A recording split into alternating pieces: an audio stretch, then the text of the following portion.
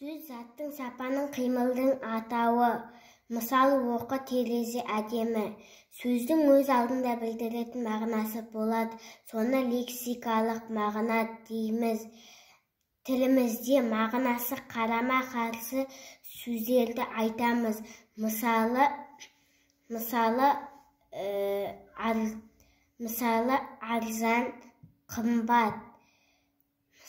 арзан, қымбат. Тілімізде білдіретін мағынасы бір-біріне жақын сөздерді айтамыз.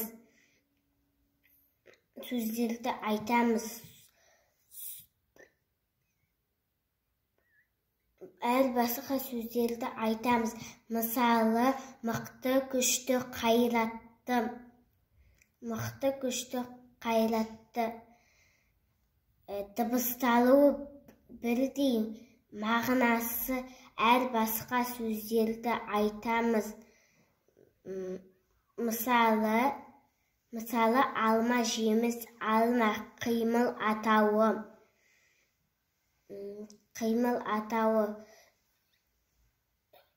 Сөз құрамына қарай